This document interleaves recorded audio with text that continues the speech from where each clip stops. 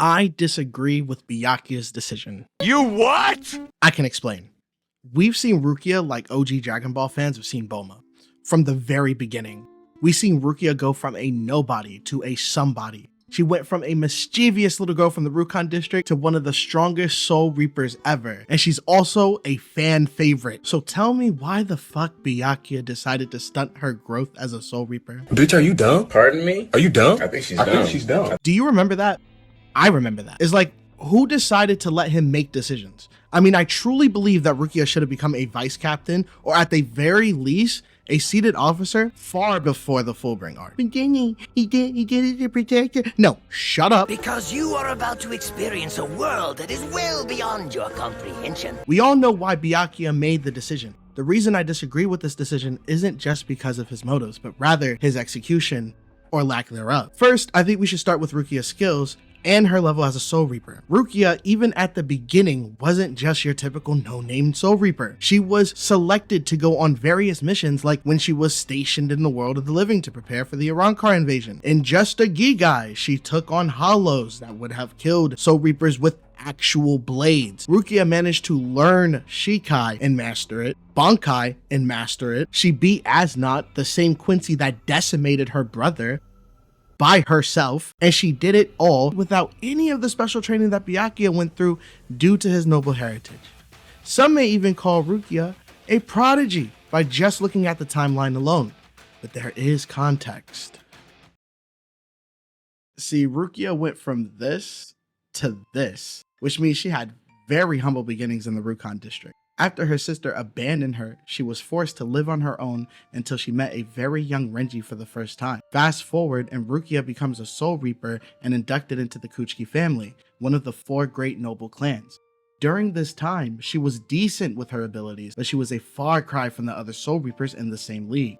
This is probably the real reason for why Byakuya kept holding back Rukia's recommendations for seated positions. It's almost a one-to-one with how Maki was treated by the Zenin clan, except Byakuya did it out of love and the Zenin clan were just being spiteful. After being inducted into the Kuchiki clan, she then joined Squad 13, where she began to realize she wasn't as good as the other, more experienced squad members. After not receiving a seated position due to her brother's interference, she went on to train with Kaien. This is where she learns her Shikai, Sode no Shirayuki. Now, what's the common trait of all seated positions? All seated officers, all of them, even Hanataro has a fucking Shikai. All that happened before she met Ichigo. So the Rukia we see that went to the world of the living for the first time is at the level, if not stronger than the Rukia we see fight D-Roy. It's in that fight that Chappie says, You may not realize this, but right now Rukia is strong enough to become a ranked officer. Stupid. Okay, so at this point you might be wondering, why do I feel like Byakuya wronged her for stunting her growth as a Shinigami? He had other options. During the 100-year flashback, we see Byakuya going through rigorous training by the clan itself. This tells me that Byakuya had the means to train her if he couldn't always be there to train her himself. Rather than train her up and prepare her for becoming a Soul Reaper or simply kick her out of the academy, he decides to take the passive route of stunting her growth as a Soul Reaper.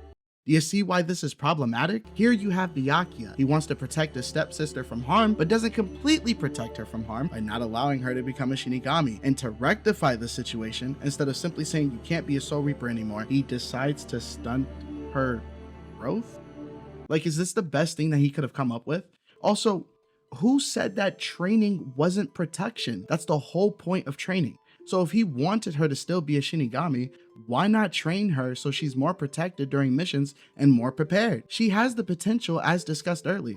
It's like Byakuya wasn't even thinking and just decided like this was the best way to handle it because it would have caused him the least amount of pain. By the way, this isn't out of character for him, as when he had the decision to keep a promise between him and his parents, or the one to his wife, he picked the one that you could argue would have caused him the least amount of pain, which meant killing his stepsister, unironically. To further prove this point, Byakuya stopped doing this shit the moment Ichigo proved to him that this was wrong. Byakuya is a great fighter and an awesome tactician with renowned feats. However, his decision to handle Rukia was ultimately a bad one.